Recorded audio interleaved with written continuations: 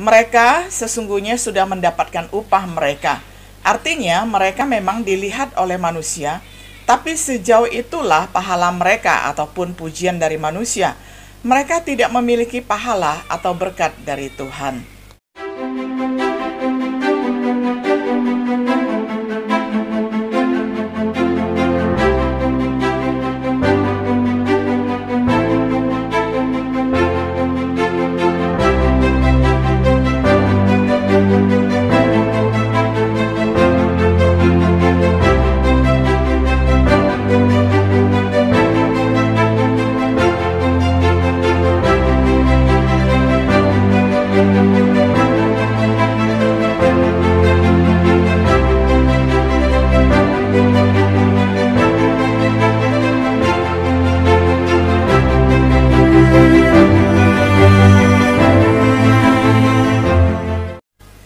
Shalom sahabat setia yang dikasihi oleh Tuhan.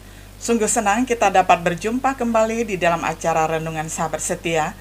Pada hari ini kita tiba pada episode yang ke-26 di dalam serial pembahasan Kitab Matius dengan tema Doa yang Menyenangkan Tuhan.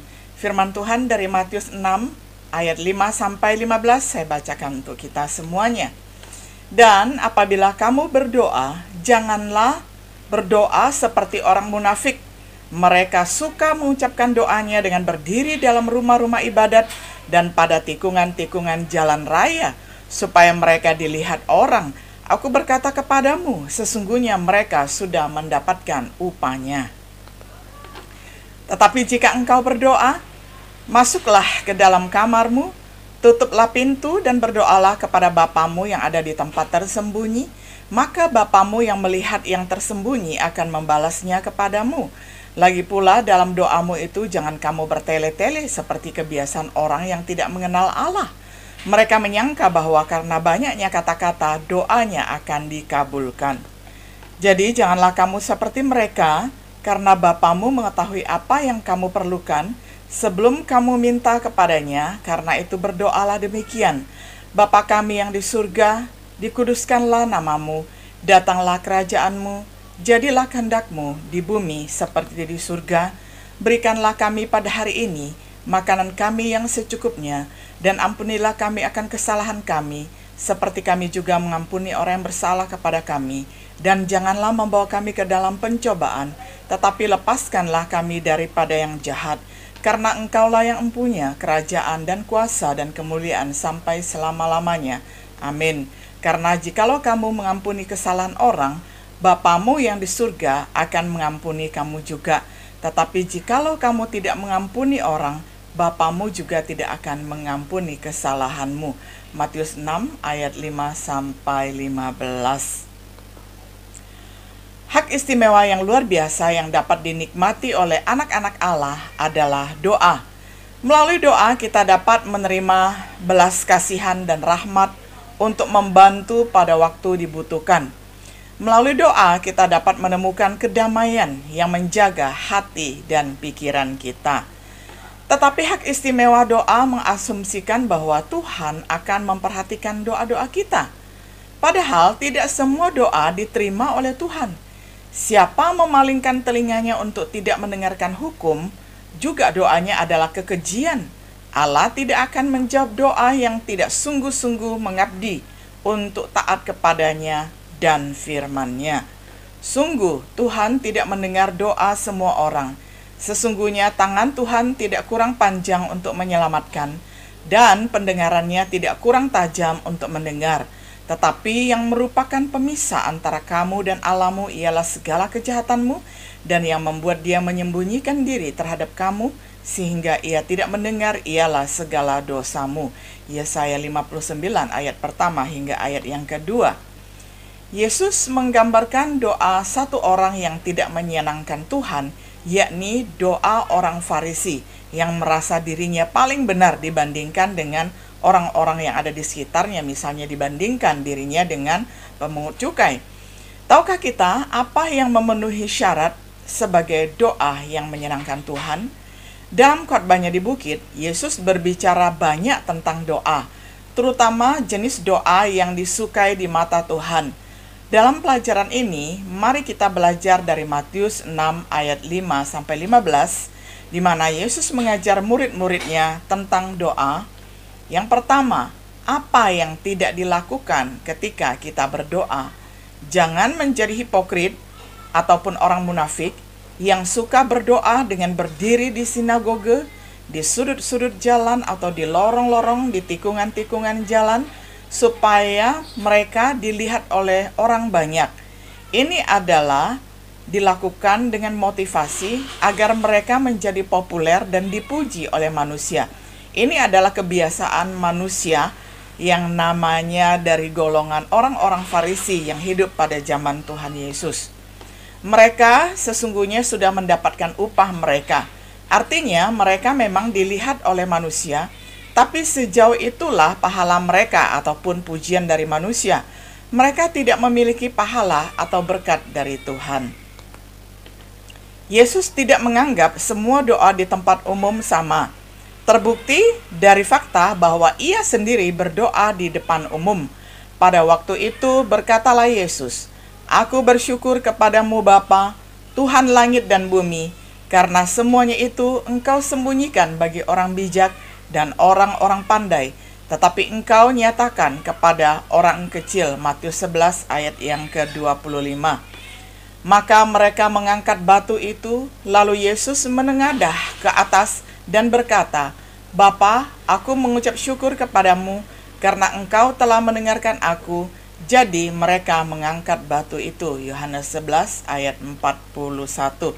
Ini adalah beberapa contoh bahwa Yesus sendiri juga berdoa di depan umum, tetapi tujuannya tidak dilihat oleh manusia, hanya berkomunikasi dengan Bapa saja. Sama seperti juga yang dilakukan oleh Paulus. Sesudah berkata demikian, ia mengambil roti, mengucap syukur kepada Allah di hadapan semua mereka, memecah-mecahkannya lalu mulai makan. Kisah Para Rasul 27 ayat 35. Penekanannya sama dengan yang dinyatakan di dalam Matius 6 ayat 1. Jangan lakukan perbuatanmu kebenaran di hadapan manusia untuk dilihat oleh mereka. Kalau begitu, bagaimana kita berdoa agar didengar oleh Tuhan? 2. Doa yang menyenangkan Tuhan dilakukan untuk dilihat oleh Allah, bukan manusia. Ini adalah gagasan utama dari berdoa secara rahasia atau di tempat tersembunyi, hanya Bapa yang melihat. Matius 6 ayat 6.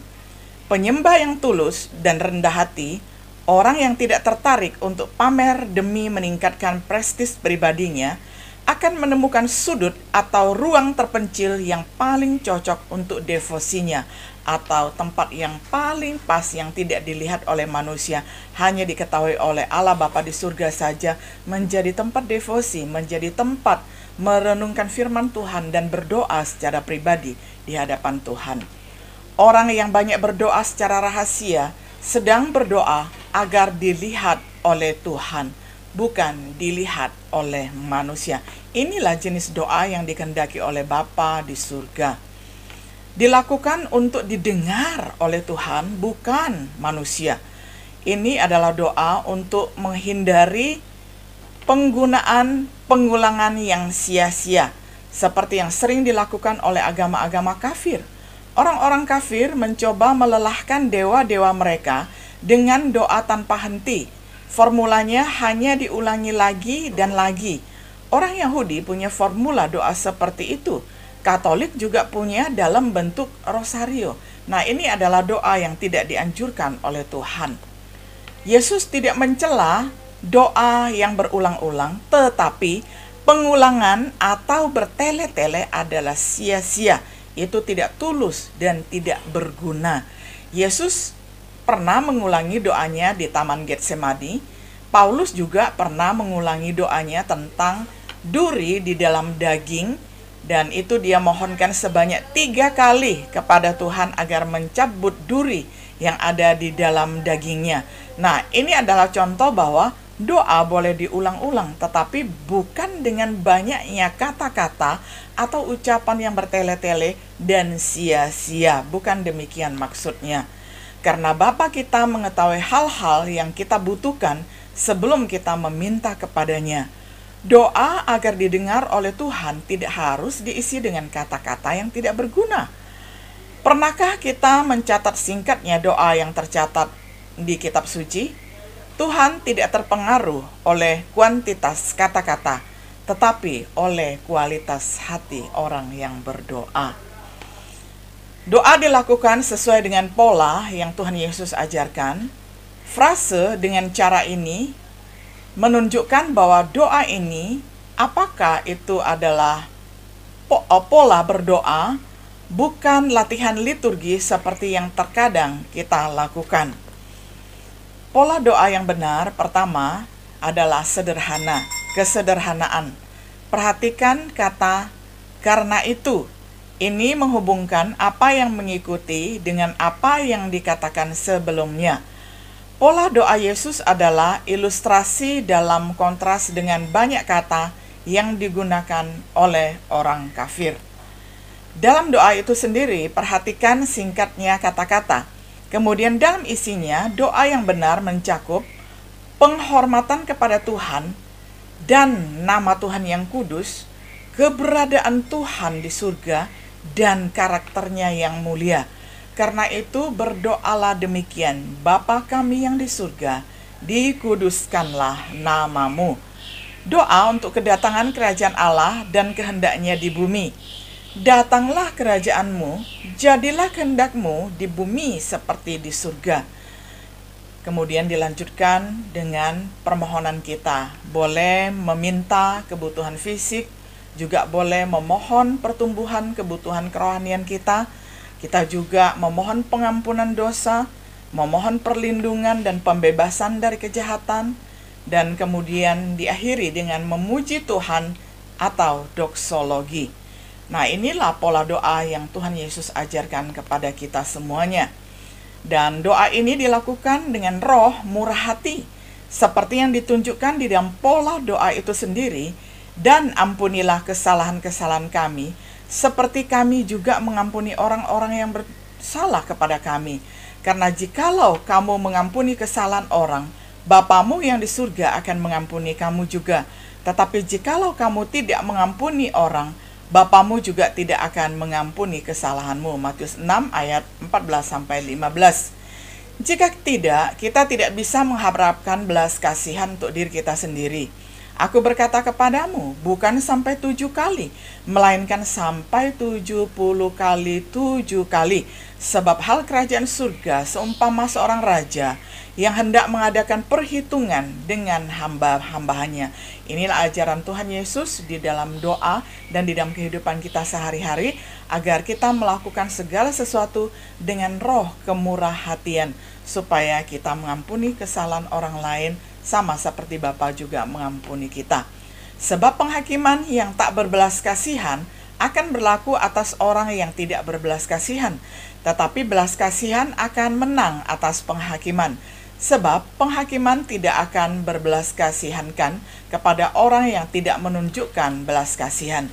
Belas kasihan akan menang atas penghakiman. Yakobus 2 ayat 13.